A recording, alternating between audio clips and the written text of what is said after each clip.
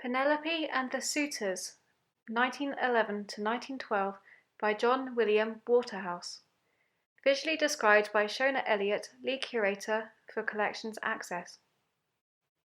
Penelope and the Suitors was created by John William Waterhouse in 1911 and 1912, and it is displayed in Gallery 1 as part of the permanent collection in Aberdeen Art Gallery. The work is an oil painting on canvas, and it hangs in a room which explores the theme of collecting art. As the city's art gallery, we have been collecting art for over 130 years, and Penelope and the Suitors was purchased in 1912 for the residents of Aberdeen to enjoy. It is a large painting. In its frame, the work is over 2 meters wide and 1.5 meters tall.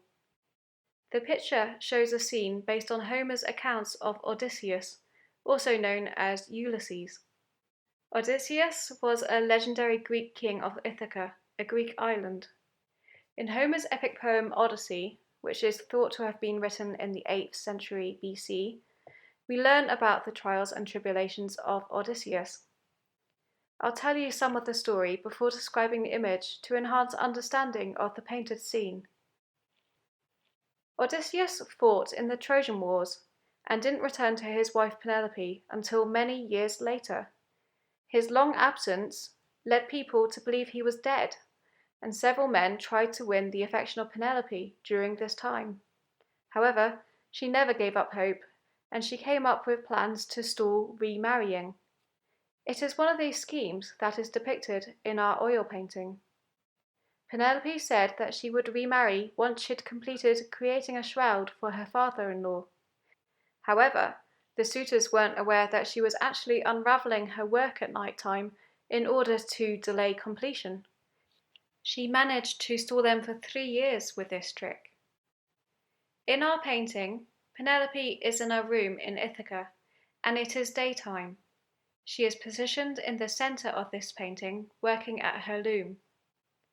There are 2 maids on the left side of the artwork, and they are facing Penelope, with the loom in between her and them. 4 male suitors are on the right of the scene, trying to get the attention of this queen.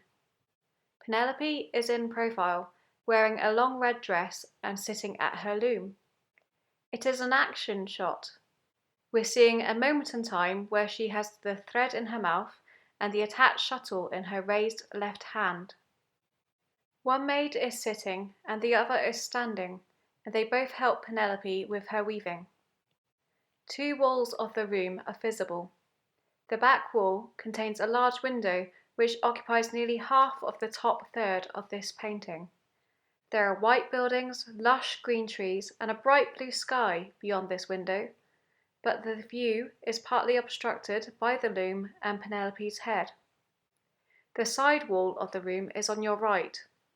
The lower half of that wall is decorated in a frieze showing several figures engaged in a battle scene, and the upper half comprises pillars with open spaces in between. The 4 suitors are leaning through those open areas, all trying to win Penelope's affection. One man is playing music on a lyre, another is offering pink flowers, and another holds up jewellery. The 4th is gazing dreamily at Penelope. Their efforts are in vain, however. Penelope has her back to the suitors, and she's focused on weaving. Part of a white building is visible beyond the head of the suitor holding the floral bouquet. John William Waterhouse has employed a rich and diverse palette of colours. In the foreground alone, we see the sitting maid's purple dress, a basket containing white, orange and blue wool, a wooden stand with white and green yarn wrapped around it, and a rug covering most of the floor with a blue, green, pink and white design. There's also a wooden stool in the bottom right of the painting, with a gold 2-handled chalice and blue cloth on top. The wall frieze is behind it, with a rich red background surrounding the figures. Although the painting depicts a working space, the colours create a sense of opulence, and shades of gold appear in several places, as well as the chalice, there are two golden sculpted lioness heads projecting from corners on the stool, and a suitor presents a golden jewellery box. Gold threads are sewn in sashes around the waist of Penelope and the sitting maid, and a gold-coloured ornament secures Penelope's dark brown hair in a bun. The window frame and some pillar parts are golden, and we see a gilt lantern above the loom. There's an extraordinary amount of detail in this painting. There are several patterns in the materials, such as colourful shapes in the rug, and a repeated pattern in the predominantly blue shroud that Penelope is making, which is visible on the left side of the loom. The dress of the sitting maid contains a frequently repeated oval-shaped design. As well as patterns galore, the painting shows numerous soft textures, yarn on and nearby the loom, loose flowing dresses with gathered areas forming ripples in the fabric, luxurious-looking draped cloths, the beautiful rug, and rumpled clothing on suitors. I would now like to tell you a bit more about the artist. John William Waterhouse was born in Rome in 1849, but the family relocated to London in the 1850s. His English parents were both artists, and John followed this tradition, studying at the Royal Academy of Art from 1870, where he focused on sculpture and painting. His works were initially classical, but his style increasingly became influenced by the Pre-Raphaelites. The Pre-Raphaelite Brotherhood formed in 1848, and their artwork moved away from genre painting, a style which was popular at that time and depicted everyday life. They were interested in portraying literary subjects and religious themes, exploring morals, and creating real, naturalistic settings for stories with attention to detail. The group was inspired by the realistic capturing of nature seen in Italian works prior to Raphael. John Ruskin's promotion of nature was also an influence. The leading figures were John Everett Millais, Dante Gabriel Rossetti, and William Holman Hunt. Their artworks often used bold, bright colours, and many featured women painted to portray the artist's vision of beauty. Paintings showing women with long hair were common, and the hair was often red and sometimes curly. The Pre-Raphaelite Brotherhood's active life came to an end in the mid-1850s, and Waterhouse's painting of Penelope and the Suitors was created significantly later. Yet their influence can be clearly seen in his paintings, including this one. The attention to detail, mythological subject matter, the focus on beautiful women in soft clothing, and the rich tonal palette all show an interest in the Pre-Raphaelite style.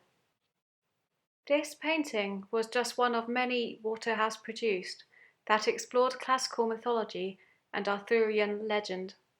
Some of his best-known works are his paintings of the Lady of Shalott and Ophelia.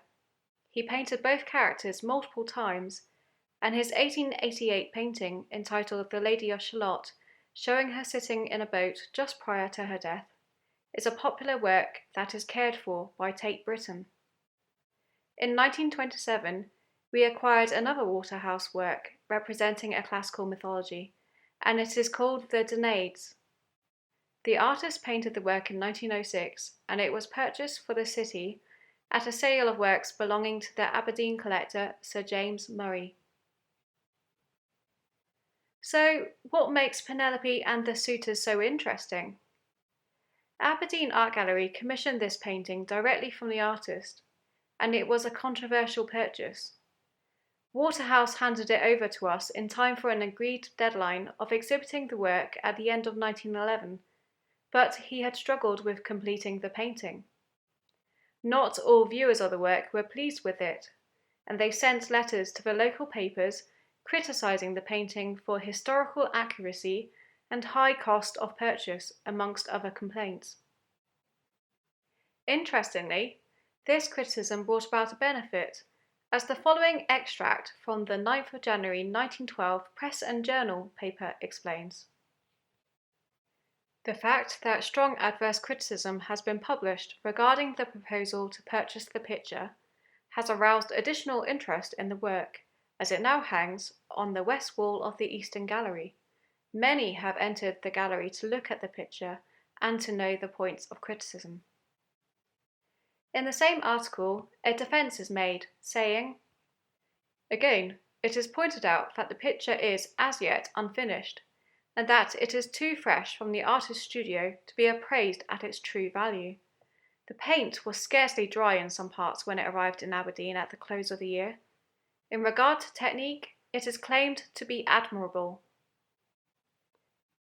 Waterhouse went on to make changes in advance of showing the work at the 1912 Royal Academy Summer Exhibition, removing the back of Penelope's chair, for example. It has been observed that the commission was quite surprising, given that the style of this work wasn't considered to be modern art in the early 20th century. The work is a far cry from the Cubist, Expressionist, and Futurist paintings of figures that were produced around the time. Penelope and the Suitors has, however, proved to be very popular over the decades, and as well as being a regular on display in Aberdeen, it has travelled to various places in the world to be shown in temporary museum exhibitions, including ones in Japan, the Netherlands, and Montreal, Canada. So how did the story end? Odysseus did successfully return to Ithaca after a 10-year voyage and 20-year absence from home. He had quite a battle to regain the throne, having to eliminate the unscrupulous suitors who had taken over the palace. After winning a shooting challenge, Odysseus revealed his identity and killed the suitors. The king and queen were reunited at last. He went on to successfully battle the families of the suitors, and finally there was peace in the kingdom. This brings us to the end of the visual description of Penelope and the Suitors by John William Waterhouse.